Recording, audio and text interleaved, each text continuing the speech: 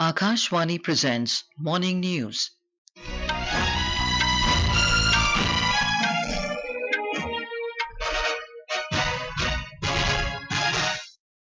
Good morning, I'm Anuja Kumar. The headlines. Prime Minister Narendra Modi discusses with Chief Ministers and Deputy Chief Ministers of BJP-ruled states steps to increase outreach of central government schemes. External Affairs Minister S Jaishankar to attend Quad Foreign Ministers meeting in Tokyo today. MCD seals basement of 13 civil services coaching institutes in Delhi after Old Rajendra Nagar mishap. Government to celebrate 4th anniversary of National Education Policy 2020 with Akhil Bhartiya Shiksha Samagam in New Delhi today. Manu Bhaker becomes the first Indian woman to win an Olympic medal in shooting competition. And in cricket, India beat Sri Lanka by 7 wickets in second T20 International to take unassailable 2-0 lead in 3-match series. And now the news in detail. Prime Minister Narendra Modi has discussed with the Chief Ministers and Deputy Chief Ministers of the BJP-ruled states the steps to increase outreach of central government schemes. Mr. Modi gave several suggestions on further improving the governance in their respective states, emphasizing on the welfare schemes for their better delivery. Mr. Modi was addressing a two-day meeting of the BJP Chief Ministers Council in New Delhi, which concluded yesterday.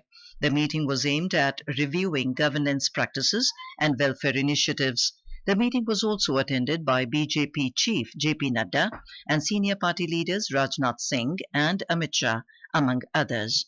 The Prime Minister also suggested that the centrally sponsored schemes are very carefully designed and tampering with them during implementation in states should be avoided. In a statement after the meeting, party leader Vinay Sahasrabuddhe said Mr. Modi emphasized on the need to ensure saturation coverage of welfare schemes going on in the BJP-ruled states, saying they should be seen as an example of good governance. The Prime Minister also talked about making efforts to take the country's economy to $5 trillion by laying more emphasis on public participation in development programs and other efforts. Both the House of Parliament will resume their discussions on the Union Budget 2024-25 today.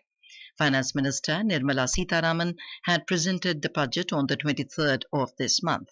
It has drawn a range of reactions from both ruling and opposition members. External Affairs Minister Dr. S Jaishankar, along with his counterparts from Japan, United States of America, and Australia, will attend the Quadrilateral Security Dialogue or Quad Foreign Ministers meeting in Tokyo today. During the meeting, the foreign ministers will take forward discussions held during the last meeting in New York in September last year and exchange views on developments in the Indo-Pacific region and review progress on Quad initiatives and working groups. The ministers will discuss regional and international issues and guide future collaboration to achieve the shared vision of a free and open Indo-Pacific region by addressing contemporary priorities of the region through delivery of public goods. Municipal Corporation of Delhi (MCD) has sealed 13 coaching centres in the Old Rajendra Nagar area of Delhi that were found violating rules. The move comes a day after sudden flooding in the basement of an IAS coaching centre in Delhi that killed 3 students. A team from the civic body conducted searches at several coaching centres in the area yesterday and sealed the institutes that were running commercial activities in the basement. The MCD has come under fire for not ensuring proper enforcement of building norms in the national capital after the incident. Akhil Bhartiya Parishad activists staged a protest outside Delhi Mayor Shelley Oberoy's residence yesterday. The National Commission for Women NCW has taken cognizance of the flood incident at a coaching centre in Old Rajendra Nagar, New Delhi, where 3 students, including 2 women, lost their lives. In a social media post, the NCW said that the allegations of ignored appeals for drain cleaning are concerning. The Commission announced that a hearing on this matter is scheduled for the 2nd of next month. NCW has issued a notice to the MLA of Rajendra Nagar Assembly, Durgesh Pathak, and directed him to appear in person. Ministry of Education will celebrate the fourth anniversary of the implementation of the National Education Policy 2020 with Akhil Bhartiya Shiksha Samagam 2024 at Manik Shaw Centre Auditorium in New Delhi today. The Akhil Bhartiya Shiksha Samagam has been conceptualized to reinvigorate the commitment of various stakeholders for the effective implementation of the National Education Policy 2020. On the occasion, Union Minister for Education Dharmendra Pradhan will share his experience in spearheading the implementation of the National Education Policy 2020. Mr. Pradhan will also inaugurate several important initiatives of the Department of Education, including dedicated TV channels to facilitate learning of various Indian languages. To commemorate its 75th anniversary, the Supreme Court will organize a special Lok Adalat week from today. Speaking exclusively to Akashvani News, Justice K.V. Vishwanathan said this initiative aims to address the backlog of cases pending before the Supreme Court. He encouraged litigants to take advantage of the Lok Adalat or the People's Court. He described this initiative as a platform for resolving disputes voluntarily and amicably. Justice Vishwanathan added that Lok Adalats are an efficient and cost-effective means of accessing justice. The Lok Adalat week has been organized from 29th July to 3rd of August. In this week, those litigants who wish to amicably resolve their disputes and settle them voluntarily are welcome to have their cases taken up and work towards arriving at a mutually acceptable settlement. This is Akashvani giving you the news. For quick news updates around the clock, follow us on our X handle at AIR News Alerts. India and Saudi Arabia have discussed various opportunities for bilateral investments in diverse areas, including refining, renewable energy, and petrochemical plants. Both sides reviewed measures aimed at promoting two-way investments in a mutually beneficial manner at the first meeting of the India-Saudi Arabia High-Level Task Force on Investments, co-chaired by the Principal Secretary to the Prime Minister P.K. Mishra and the Saudi Energy Minister Prince Abdulaziz bin Salman bin Abdulaziz Al Saud in a virtual mode yesterday.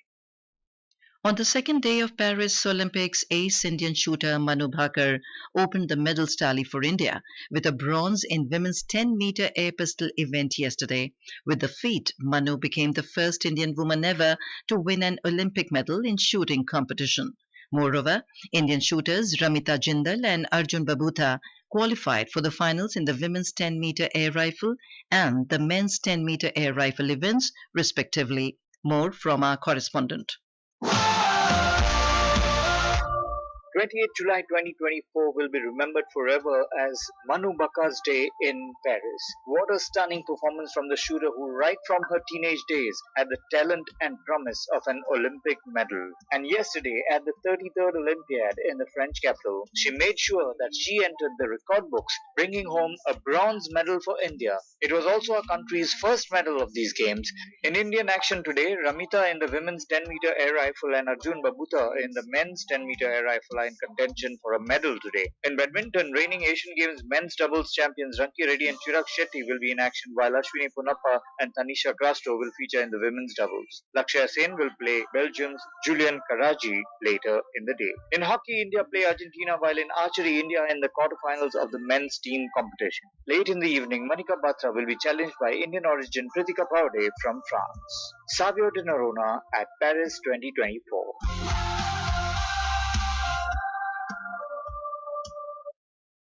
At the third day of the Paris Olympics, all eyes will be on the Indian shooters as Ramita Jindal will be competing the medal round of 10-meter air rifle women's final at 1 p.m., while Arjun Babutha will also compete in the same event's final, but in men's category at 3:30 p.m.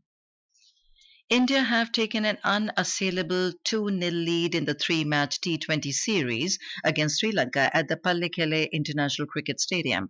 The men in blue defeated the hosts in the second T20 match by 7 wickets by DLS method on a rain-affected evening. Meanwhile, Sri Lankan fans had something to cheer for as the women's team led by Chamari Attaputtu lifted their maiden Women's Asia Cup trophy at Dambulla. A report. It was a day of ups and downs for Indian cricket as the men's team took an unassailable lead in the three-match T20 series over Sri Lanka, while the Sri Lankan women's team defeated India in the final of Asia Cup. The men in blue chased down the revised target of 78 runs, winning the game by 7 wickets in a rain-affected match comfortably after the Sri Lankan team suffered yet another batting collapse. Ravi Bishnoi was the record-in-chief for India with 3 crucial wickets as Sri Lanka could score only 161 runs for 9 wickets in their 20 overs. Yashasvi Jaiswal, Suryakumar Yadav and Hardik Pandya excelled with the bat, taking India home with ease. Meanwhile, it was heartbreak for Indian women's team as Chamari Atapattu-led Sri Lanka held their nerves to beat the 7-time champions India to lift their maiden Asia Cup title. For Akashvani News, Ahmed Moin Farooqi from Dambula. International Tiger Day is being celebrated today. The main aim behind this day is to promote a global system for protecting the natural habitats of tigers and to raise awareness and support about the tiger conservation. According to World Wildlife Fund, tiger populations are currently stable or increasing in India. The tiger reserves of India were set up in 1973 and are governed by Project Tiger, which is administered by the National Tiger Conservation Authority. India is home to 80% of tigers in the world. The National Testing Agency NTA has declared the Common University Entrance Test CUET-UG 2024 results.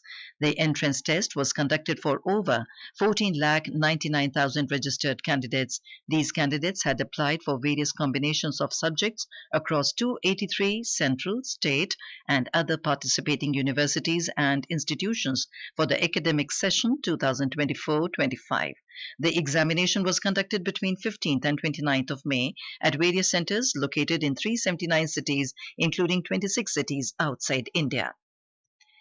The India Meteorological Department IMD has forecast widespread light to moderate rainfall over Himachal Pradesh, Uttarakhand and East Rajasthan during next 5 days. It has also forecast scattered to fairly widespread rainfall over Jammu, Kashmir, Ladakh, Gilgit-Baltistan, Muzaffarabad, Punjab, Haryana, Chandigarh, Delhi, Uttar Pradesh and West Rajasthan during next 5 days. IMD added that isolated very heavy rainfall is also expected over East Rajasthan today and over West Uttar Pradesh, Himachal Pradesh and Uttarakhand on Wednesday. In a bilingual live phone-in program Public Speak tonight at 9:30 p.m., we will bring an insightful discussion on preventing and treating diabetes. During the program, listeners will have the opportunity to pose questions to experts regarding symptoms, causes, treatment and prevention of diabetes, as well as maintaining a healthy lifestyle. To participate, simply dial the telephone numbers 011-234-21050 and 011-2331-4444 at 9:30 p.m. onwards tonight. And now for a look at today's newspapers, it's over to Shagun Chopra. Thank you, Anuja. Calling to join the Har Ghar Tiranga campaign and fight against drug abuse, the Asian Age quotes the Prime Minister urging people to buy khadi and cheer for Bharat in Man Ki Baat. Government clarifies on tax clearance certificate for going abroad, proposing only those accused of financial irregularities or having huge tax arrears needed, states the Pioneer. Producing first repository of exquisite flooring patterns designed for Rashtrapati Bhavan by Lutyens, Chandigarh College etches its name on India's architectural landscape, writes the Tribune. Inspired by National Education Policy 2020, CBSE exam plan to ease pressure on class 5 and 8 students, cites the Economic Times. CUET results finally out, admissions to begin soon, notes the Times of India. And finally, the Family Village Nation celebrates as Manu Bhaker wins historic medal, opens India's account, becoming the first ever woman shooter from our country to win one on the Olympic podium, headlines Hindustan Times. And with that, it's back to you, Anuja. Thank you, Shagun. And now, before we end the bulletin, the headlines once again. Prime Minister Narendra Modi discusses with Chief Ministers and Deputy Chief Ministers of BJP-ruled states steps to increase outreach of central government schemes.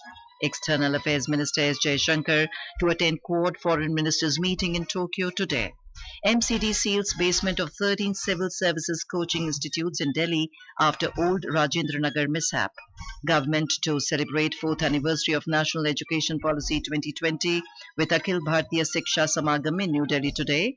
Manu Bhaker becomes first Indian woman to win an Olympic medal in shooting competition.